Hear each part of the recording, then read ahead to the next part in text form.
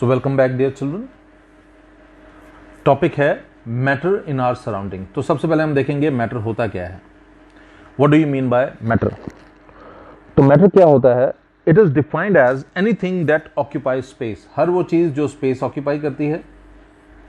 Anything that occupies space, possesses mass, जिसमें एक particular मास होता है, and the presence of which can be felt by any one or more of our five senses।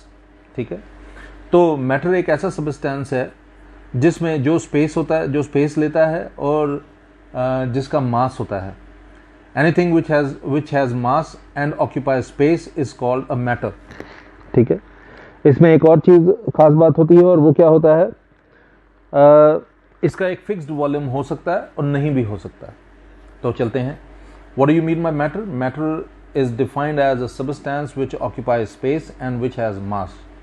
It is known as matter। लेकिन ये तो एक point हो गया मैटर की डेफिनेशन में। मैटर की डेफिनेशन में दूसरा पॉइंट जो है वो भी बड़ा इंपॉर्टेंट, इक्वली इंपॉर्टेंट है, और वो क्या है? The presence of a matter can be felt by any one or more of our five senses।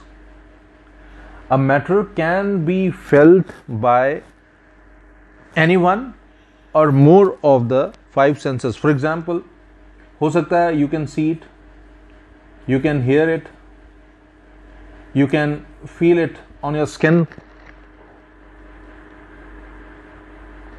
ठीक है, you can taste it। अब कौन सा एक रह गया वो देखिए आप, you can smell it। So what do you mean by matter? Matter is a substance which occupies space and which has mass। It can or cannot have a definite volume। Okay, and secondly, matter can be observed by any one of the sense organs or by more than one of the sense organs। यानी कि अगर हो सकता है कि आप matter को देख पाएं, हो सकता है सुन पाएं, हो सकता है आप उसे फील कर पाएं स्किन पर, हो सकता है आप उसे टेस्ट कर पाएं, हो सकता है आप स्मेल कर पाएं। इन पांचों में से एक चीज़ तो हो ही सकती है, लेकिन हो सकता है इनसे एक से ज़्यादा चीज़ें भी हो सकती है। आप देख भी सकें और सुन भी सकें, आप देख भी सकें, आप उसे फील भी कर सकें, कुछ भी ऐसा हो सकता है। तो ये था मैटर की डेफिनेशन। इस तरह से आप मैटर को डिफाइन कर सकते हैं। सो how to define matter? Matter is defined as anything that occupies space, possess mass, and the presence of which can be felt by any one or more of our five senses। लेकिन एक बात मैं आपको बता दूं, heat, light, sound, electricity, magnetism, etc. इनको हम matter consider नहीं करते क्योंकि ये दो क्राइटेरिया को ये फुलफिल नहीं करते। ठीक है, so how to define matter? Matter is anything which can occupy space and which can be filled by any one और more of our five senses is called a matter. But always remember, heat, light, sound, electricity, magnetism etcetera can not be considered as matter because they are massless and they do not, these are, ये सब जो है ये क्या है? Massless है। Okay, massless तो है ही है, इसके अलावा they do not occupy space, they do not occupy space. So ये हो गया मैटर की डेफिनेशन। मैटर क्या होता है? मैटर एक ऐसा सब्सटेंस है which can occupy space and which can have mass too, और it can be felt by any one of the five senses। It can be felt by any one of the five senses or more than one of the five senses। Those substances which are massless, those things which are massless and which do not occupy space, we should not consider them matter। For example, heat is not matter, light, sound, electricity, magnetism, etc. cannot be considered matter।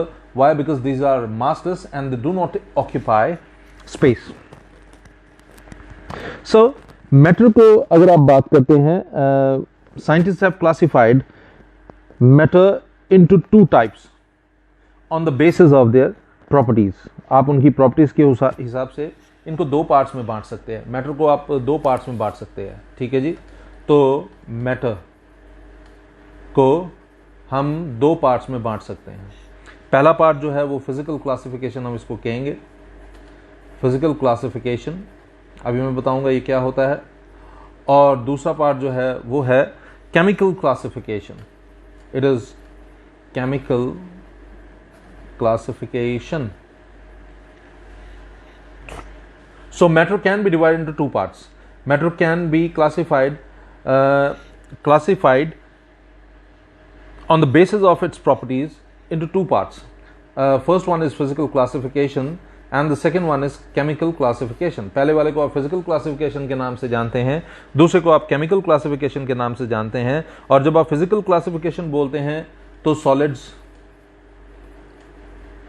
liquids, gases, ये हैं physical classification, है ना। आप देखकर बता सकते हैं कि कोई बॉडी जो है सॉलिड है या लिक्विड है या गैसेस है, तो ये फिजिकल क्लासिफिकेशन का पार्ट है। तो मैटर जो है, what is matter? Anything which can have space and which has mass and can occupy space is called matter, ठीक है। इसके अलावा it can be filled by any one of the sense organs और more than one of the sense organs. जो चीज़ें massless होंगी, जिसमें occupy, जो स्पेस ऑक्यूपाई नहीं करेगा, हम उसको मैटर भी कंसीडर नहीं करेंगे। फॉर एग्जांपल हीट मैटर नहीं होता, लाइट मैटर नहीं होता, साउंड मैटर नहीं होता, इलेक्ट्रिसिटी, मैग्नेटिज्म एटसेट्रा, इसको हम मैटर कंसीडर नहीं करते। और जब आप मैटर को क्लासीफाई करना चाहते हैं तो मैटर को आप दो पार्ट्स में क्लासीफाई कर सकते हैं, फिजिकल क्लासिफिकेशन, सॉलिड्स, लिक्विड्स और गैसेस, और दूसरा होता है केमिकल क्लासिफिकेशन। तो केमिकल क्लासिफिकेशन की जब आप बात करते हैं तो आप कहते हो कि एक मैटर जो है आइदर एलिमेंट्स की फॉर्म में हो सकता है, या आप उसको कंपाउंड्स की फॉर्म में कंसिडर कर सकते हो, या आप उसको मिक्सचर की फॉर्म में कंसिडर कर सकते हो। तो एक जब केमिकली क्लासीफाई आप करते हैं, केमिकल क्लासिफिकेशन करते हैं, तो आप एक सब्सटेंस को आप कह सकते हो कि वो एलिमेंट हो सकता है, you can classify it as an element, compounds और मिक्सचर्स। तो मैटर को दो तरह से आप क्लासीफाई कर सकते हैं, physical classification, chemical classification. Physical classification solid, liquid, gases, और केमिकल क्लासिफिकेशन जो है एलिमेंट्स, कंपाउंड्स और मिक्सचर। आप इस तरह से इसको क्लासीफाई कर सकते हैं। तो थोड़ा सा और आगे बढ़ते हैं।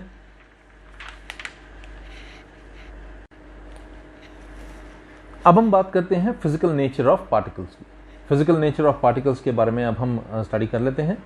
तो physical nature of particles study करते वक्त हमें एक बात का पता लगता है, ये जितने भी जो भी मैटर आप, जिसकी भी आप बात करते हैं,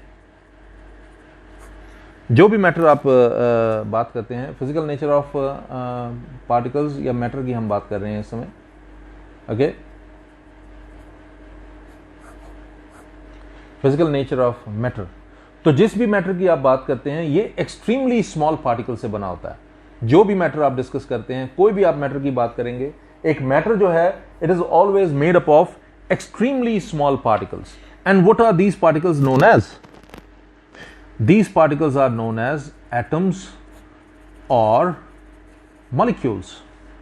So एक मैटर जो है वो एक्सट्रीमली स्मॉल पार्टिकल से बना होता है, and these particles which make up all the matter around us are either atoms, या तो वो atoms होते हैं या वो molecules होते हैं। तो जितना भी मैटर हमारे सराउंडिंग्स में मौजूद है वो दो ही तरह के पार्टिकल से बना होता है, या एटम से बना होता है या मॉलिक्यूल से बना होता है, ठीक है जी, एक बात। और दूसरी बात ये है, ये पार्टिकल एक्सट्रीमली स्मॉल है, एक्सट्रीमली स्मॉल। तो नेक्ड आई से तो देखना क्या है, आप इसको जो पावरफुल माइक्रोस्कोप्स होते हैं, पावरफुल डिवाइसेस होते हैं, उनकी हेल्प से भी नहीं देख सकते। तो एटम्स और मॉलिक्यूल्स एक्सट्रीमली स्मॉल होते हैं, इतने स्मॉल होते हैं कि आप पावरफुल माइक्रोस्कोप्स का यूज करके भी इनको देख नहीं पाएंगे। तो अभी हम डिस्कस कर रहे हैं फिजिकल नेचर ऑफ मैटर और पार्टिकल्स। तो हम अभी बात कर रहे थे मैटर के बारे में। मैटर जो है वो एक्सट्रीमली स्मॉल पार्टिकल से बना होता है, and these extremely small particles are called atoms और molecules. These are matter is either made up of extremely small particles known as atoms or molecules. These particles are so small that we cannot even see them using a powerful microscope. आप एक powerful microscope का इस्तेमाल करके भी इनको नहीं देख सकते। और एक और चीज मैं बता दूं, जो हमें दिखाई दे रहा होता है, तो फिर आपके पास क्वेश्चन होगा कि सर फिर जो हमें दिखाई दे रहा होता है वो क्या है? जो हमें दिखाई दे रहा होता है वो बेसिकली क्या होता है? एग्रीगेट ऑफ, मतलब collection of extremely small particles. जो हम देख पा रहे होते हैं ये बेसिकली एग्रीगेट होता है टाइनी पार्टिकल्स का। छोटे छोटे पार्टिकल्स होते हैं, वो बहुत सारे छोटे छोटे पार्टिकल्स जब मिल जाते हैं, उनका कलेक्शन जो है जब मिल जाता है, तब जाकर हमें वो मैटर जो है वो दिखाई देने लगता है। तो मैं फिर से रिपीट कर दूं, मैटर जो होता है वो एक्सट्रीमली स्मॉल पार्टिकल्स से बने होते हैं। वो एक्सट्रीमली स्मॉल पार्टिकल्स या तो एटम्स होते हैं या मॉलिक्यूल्स होते हैं। ये पार्टिकल्स इतने स्मॉल होते हैं कि आप इनको पावरफुल माइक्रोस्कोप्स की हेल्प से भी नहीं देख पाते। तो जो हमें दिखाई देता है वो एक्चुअली क्या होता है? वो होता है उन स्मॉल पार्टिकल्स के एग्रीगेट, मतलब उनका ढेर होता है, उनका कलेक्शन होता है जो हमें दिखाई देता है। तो इसके लिए मैं एक और बात बताऊं, जब आप बोलते हो water molecule, one water molecule, तो एक वाटर मॉलिक्यूल जो है एक drop, one drop of water, वो 10⁻21 मॉलिक्यूल से बना होता है।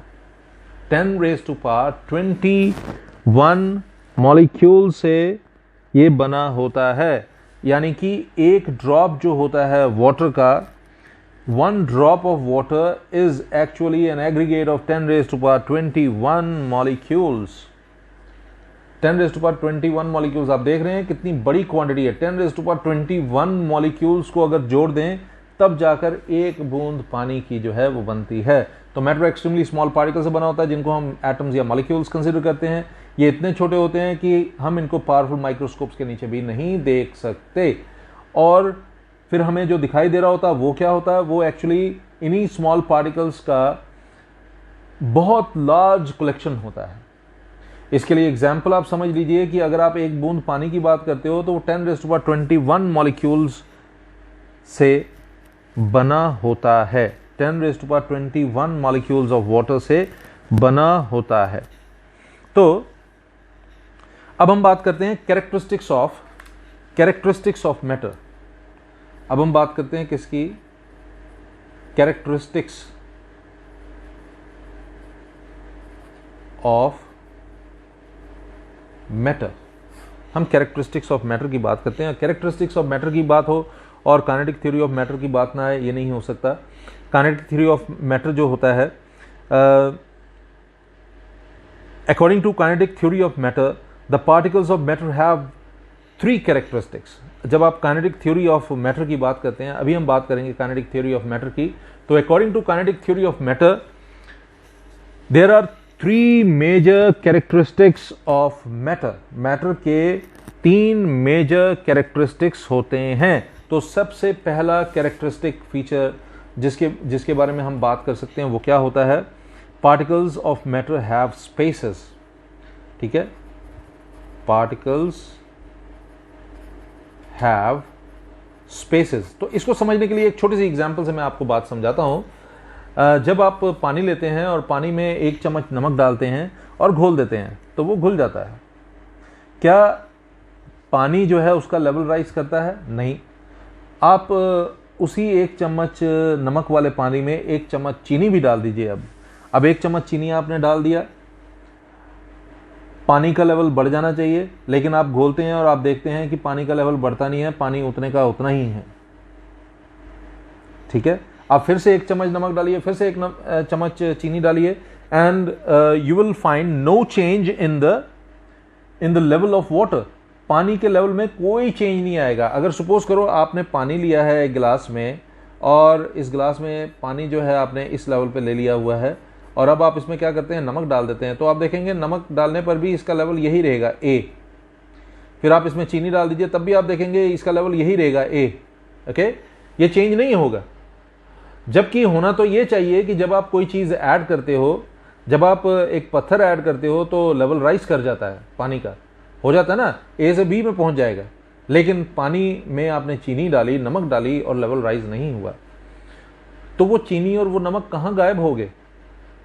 एक्चुअली क्या होता है, there are present spaces in between the particles of water. These are called inter particle spaces और वॉइड्स। इनको हम वॉइड्स भी कहते हैं। दो पार्टिकल्स जो होते हैं किसी भी मैटर के, जैसे हम अभी पानी की बात कर रहे हैं, तो there are present spaces in between the particles of water. Water के पार्टिकल्स के बीच में, दो पार्टिकल्स के बीच में स्पेस होती है, और जब आप चीनी घोलते हैं या नमक घोलते हैं तो उसी स्पेस के बीच में वो चीनी या नमक जो है गायब हो जाती है। When the salt or sugar dissolves, the particles of salt or sugar occupy the spaces present in between the particles of water. As a result, salt or sugar gets evenly distributed in water and the level of solution in the cylinder does not change. इस कारण से इस glass में level जो है, जो भी आपने लिया है उसका लेवल जो है वो चेंज नहीं हुआ। क्यों नहीं चेंज हुआ? क्योंकि वो जो भी पार्टिकल था, चाहे नमक था, चाहे चीनी थी, वो वाटर पार्टिकल्स के बीच में जो स्पेस थी, जिनको हम वॉइड्स कहते हैं या इंटर पार्टिकल स्पेस कहते हैं, उसी में वो डिसअपेयर हो गया। The size and number of these spaces however differ from one kind of matter to the other. तो अलग अलग मटेरियल जो होता है उसमें इंटर पार्टिकल स्पेस जो होती है वो डिफरेंट होती है। तो मैं आपको इसको इस तरह से समझा सकता हूं कि अगर आपके पास कोई सॉलिड है तो इंटर पार्टिकल स्पेस जो है वो कम होगा, अगर आपके पास कोई लिक्विड है तो इंटर पार्टिकल स्पेस पीछे सॉलिड से ज्यादा होगा, लेकिन अगर कोई गैसेस है तो उसमें इंटर पार्टिकल स्पेस बहुत ज्यादा होता है, बहुत ज्यादा। तो खैर, ये अभी हमने जो डिस्कस किया वो बेसिकली था क्या, particles have spaces. We must be knowing this that particles have spaces. तो दूसरी बात जो है वो क्या है, वो भी आपको ध्यान से सुननी है, और वो ये है, पार्टिकल्स आर कंटिन्यूअसली मूविंग। ये पार्टिकल्स जो है कंटिन्यूअसली मूव करें। मैं आपको इसके लिए एक छोटी सी एग्जांपल देकर बात समझाऊंगा। आप घर में खाना बनाते हैं, जब मदर खाना बना रही होती है तो आप इस चीज़ को नोटिस कर सकते हैं। जब मदर खाना बना रही होती है और आप स्कूल से घर वापस आते हैं तो आपको दूर से ही क्या बना हुआ है उसकी खुशबू आ जाती है। लेकिन वही खाना अगर आप फ्रिज में रख देते हैं और पास से भी अगर उसे आप स्मेल करने की कोशिश करेंगे तो भी आपको अक्सर उसकी फ्रेग्रेंस से पता नहीं लगता कि क्या बना हुआ है। ठीक है, मैं आपके लिए रिपीट कर दूं ये बात। The particles of matter are continuously moving. ये जो पार्टिकल्स हैं ये कंटिन्यूअसली मूव करते हैं और इनकी मूवमेंट हीट के साथ बढ़ जाती है। मतलब ये, इसको आप ध्यान से समझिएगा। The particles of matter are continuously moving, that is they possess some kinetic energy. Since they are moving, they possess kinetic energy. What do you mean by kinetic energy? आपको पता होना चाहिए कि kinetic energy क्या होती है। kinetic energy आपने 8th में पढ़ा होगा, energy possessed by a body due to its motion. kinetic energy जो है वो क्या है? kinetic energy is the energy possessed by a body due to its motion. So particles are continuously moving. When we say the particles are continuously moving, it means that they possess kinetic energy. They possess kinetic energy, and with the rise in temperature, the kinetic energy increases and the particles move faster. जब आप किसी body को heat करते हैं तो उसके particles जो हैं वो लगातार एनर्जी गेन करते हैं, जिसके कारण उनकी काइनेटिक एनर्जी बढ़ जाती है। और जब उनकी काइनेटिक एनर्जी बढ़ जाती है तो उनकी मूवमेंट भी फास्ट हो जाती है। यही रीज़न होता है कि गर्म खाना जो होता है उसकी खुशबू आपको दूर से ही आ जाती है, और ठंडा खाना जो है उसकी खुशबू आपको पास से भी नहीं आती। इसको आप दूसरे एग्जाम्पल से समझिए। आप एक इंसेंस स्टिक जो है घर में यूज़ करते होंगे, अगरबत्ती जिसे हम बोलते हैं। जब अगरबत्ती को आप सूंघना चाहेंगे तो आपको उसके पास आकर सूंघना पड़ता है, लेकिन जब आप उसे जलाते हैं तो आप तीसरे कमरे में भी अगर बैठे होंगे तो तीसरे कमरे तक आपको उसकी खुशबू जो है वो पहुंच जाएगी। ऐसा क्यों होता है? क्योंकि आप अगरबत्ती को जलाते हैं, जलाने के कारण हीट एनर्जी और हीट एनर्जी के कारण पार्टिकल्स काइनेटिक एनर्जी गेन करते हैं, और काइनेटिक एनर्जी गेन करने के कारण उनकी मूवमेंट जो है वो तेज हो जाती है और उनकी रेंज भी जो है वो बढ़ जाती है। खैर चलते हैं अब आगे। इसके बाद हम बात करते हैं, अभी अभी हमने बात किया कैरेक्टरिस्टिक्स ऑफ मैटर की।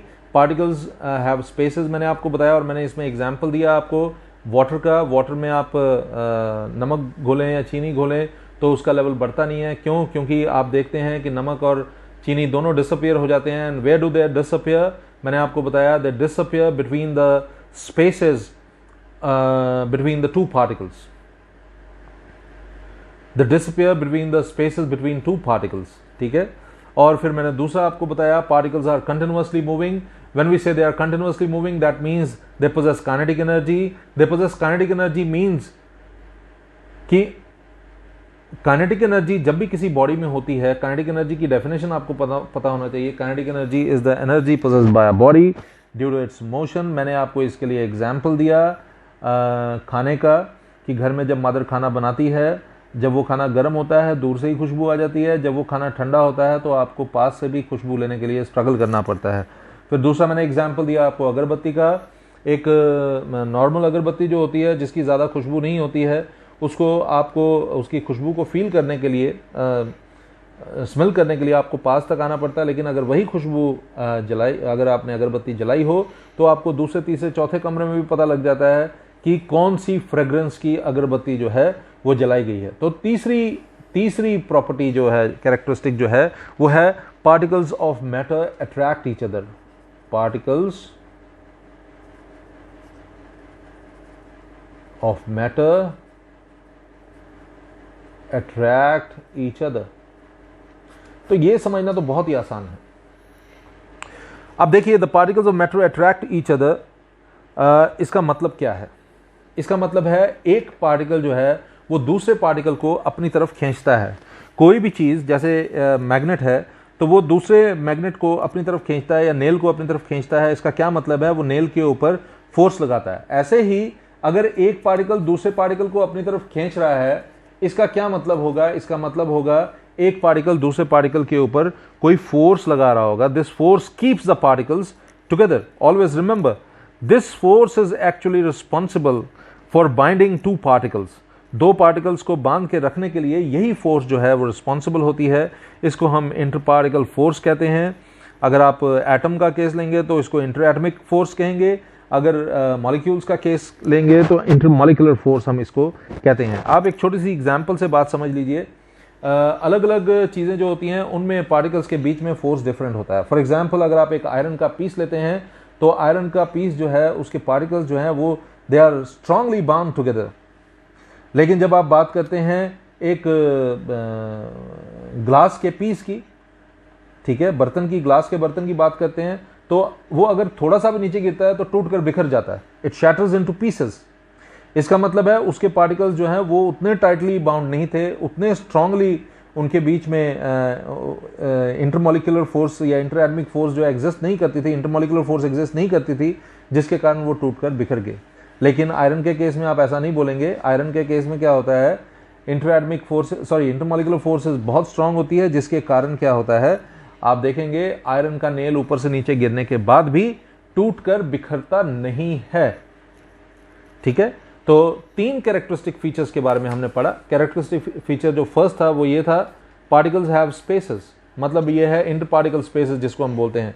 दो पार्टिकल्स के बीच में स्पेस होता है। इसके लिए मैंने आपको एग्जांपल दिया वाटर का। वाटर जो है, अगर आप उसमें नमक डालते हैं तो वो डिसअपियर हो जाता है। कहाँ डिसअपियर हो जाता है ये आपको पता होना चाहिए। वो डिसअपियर हो जाता है दो वाटर मॉलिक्यूल्स के बीच के स्पेस में। दूसरा मैंने आपको बताया, particles are continuously moving. That means they possess kinetic energy. What do you mean by kinetic energy? Kinetic energy is the energy possessed by a body due to its motion. तो particles are continuously moving. Okay, इसका example मैंने आपको एक गर्म खाने का दिया और ठंडे खाने का दिया, और इसके अलावा मैंने इंसेंस स्टिक जिसको आप अगरबत्ती कहते हो उसकी भी example the. Characteristic of matter में तीसरा जो है, particles of matter attract each other. Particles जो हैं मैटर के एक दूसरे को अट्रैक्ट करते हैं।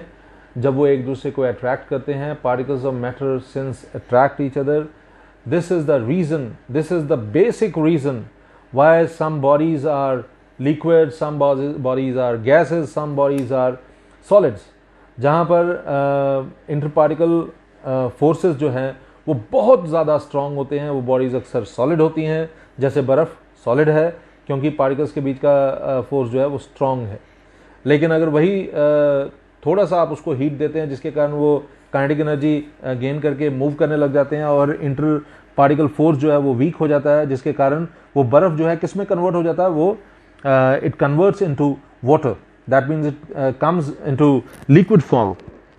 Now what happens, you just heat this liquid, just give a little heat to this water and you will find that the process of evaporation is taking place.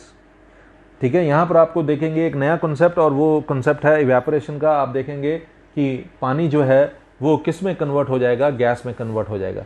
तो आपने तीन तरह के कैरेक्टरिस्टिक्स पढ़े मैटर के. Particles have spaces, particles are continuously moving and particles of matter attract each other. Particles have spaces के लिए मैंने आपको अलग एग्जांपल दिया, इसके लिए अलग एग्जांपल दिया और इसके लिए अलग एग्जांपल दिया.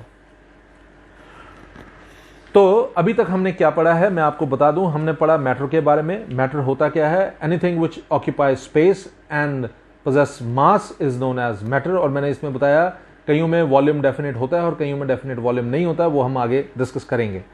और इसके अलावा अक्सर हम मैटर को 5 में से किसी एक सेंस ऑर्गन से फील कर सकते हैं, देख सकते हैं, सुन सकते हैं, फील कर सकते हैं, टेस्ट कर सकते हैं, स्मेल कर सकते हैं.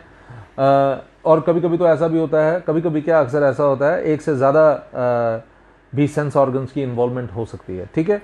और हीट हो गया, लाइट हो गया, साउंड हो गया, इलेक्ट्रिसिटी, मैग्नेटिज्म एटसेट्रा, इनको हम कंसीडर नहीं करते मैटर, क्योंकि ये मासलेस होते हैं and they do not occupy space. इसके अलावा मैंने आपको बताया मैटर जो है दो तरह से आप क्लासिफाई कर सकते हैं. Physical classification on the basis of state of matter, that is solid, liquid और gas, and chemical classification, elements, compounds and mixture. देखो मैंने आपको बताया सॉलिड, लिक्विड और गैस. तो सॉलिड्स जो हैं ये ऐसे पार्टिकल्स हैं जिनमें इनके बीच के जो पार्टिकल्स हैं उनमें स्पेस बहुत कम होता है. स्पेस बहुत कम क्यों होता है? स्पेस बहुत कम इसलिए होता है क्योंकि इंटर पार्टिकल फोर्स जो होती है बड़ी स्ट्रांग होती है. लिक्विड्स में ऐसा नहीं होता, इसलिए इनमें पार्टिकल्स के बीच में थोड़ा डिस्टेंस होता है. और गैसेस में ये फोर्स बहुत बहुत बहुत वीक होती है, जिसके कारण क्या होता है, गैसेस जो हैं उनके बीच में डिस्टेंस बहुत ज़्यादा होता है, पार्टिकल्स के बीच का डिस्टेंस बहुत ज़्यादा होता है. केमिकल क्लासिफिकेशन, केमिकल्स 3 तरह से आप कर सकते हैं. एलिमेंट्स हो सकते हैं, कंपाउंड्स हो सकते हैं, मिक्सचर हो सकते हैं. ठीक है, थोड़ा सा और आगे बढ़ते हैं. अब हम बात करते हैं फिजिकल नेचर ऑफ मैटर की. मैटर के फिजिकल नेचर की जब आप बात करते हैं तो फिजिकल नेचर मैटर की जो है वो आप देख लीजिए.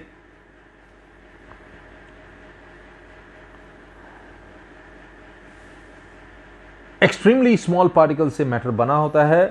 तो इन एक्सट्रीमली स्मॉल पार्टिकल्स को वी कॉल देम एटम्स और molecules. These are so small that you cannot even see them using a powerful microscope. Then what is visible to us? या जो चीज़ हमें दिखाई दे रही होती है वो एक्चुअली होती क्या है? वो एग्रीगेट स्मॉल पार्टिकल्स का होता है. वो एक कलेक्शन होता है, बहुत बड़ी क्वांटिटी में कलेक्शन होता है स्मॉल पार्टिकल्स का. मैंने इसके लिए एग्जांपल दिया. अगर आप एक ड्रॉप वाटर का सोचते हैं तो उसमें 10⁻21 मॉलिक्यूल्स होते हैं. ओके. और फिर मैंने आपको बताया कैरेक्टरिस्टिक फीचर्स ऑफ मैटर, जिसको हम we call them kinetic theory of matter. और काइनेटिक थ्योरी ऑफ मैटर के मुताबिक 3 मेजर फीचर्स होते हैं, कैरेक्टरिस्टिक्स होते हैं. और पहला कैरेक्टरिस्टिक फीचर जो है वो क्या है, पार्टिकल्स हैव स्पेसेस. और इसके लिए मैंने आपको एग्जांपल दिया वो ठंडे और गर्म खाने का. और इसके लिए मैंने आपको एग्जांपल दिया पानी का, जिसमें आपने नमक या चीनी घोल दी होगी. और फिर उसके बाद हमने पढ़ा था पार्टिकल्स आर कंटिन्यूअसली मूविंग. इसके लिए मैंने आपको गर्म और ठंडे खाने का एग्जांपल दिया था. और तीसरा केस जो था particles of matter attract each other, जिसमें मैंने आपको एग्जांपल दिया था आयरन के पीस का और एक ग्लास का. ठीक है, एक पीस ऑफ ग्लास का. मैंने आपको बताया था आयरन के पीस को तोड़ना मुश्किल होता है, लेकिन ग्लास के पीस को तोड़ना बड़ा आसान होता है. नीचे गिरने पर ग्लास का पीस टूट कर बिखर जाता है, लेकिन आयरन का पीस ऐसा नहीं होता. और उसके लिए मैंने रीज़न आपको बताया था मैंने बताया था पार्टिकल्स के बीच में जो फोर्स एक्ट कर रही होती है वो किसी जगह पर स्ट्रांग और किसी केस में स्ट्रांग होती है, किसी चीज़ों के केस में स्ट्रांग होती है और किसी के केस में वीक होती है। आयरन के केस में स्ट्रांग होती है इसलिए उसको तोड़ना मुश्किल होता है, ग्लास के केस में ईजी होता है उसको तोड़ना। आई एम श्योर कि आज का लेक्चर आपको बड़े अच्छे से समझ आया होगा। मैंने बार बार रिपीट करके आपको ये समझाने की कोशिश की है ताकि आपको ये अच्छे से कंसेप्ट जो है आप इसे फॉलो कर सकें। मुझे पूरी उम्मीद है कि आपको ये टॉपिक समझ आया होगा। इन केस आपको नहीं समझ आया है तो ज़रूर मुझे कन्वे कीजिए। अपना ध्यान रखिए। Good day.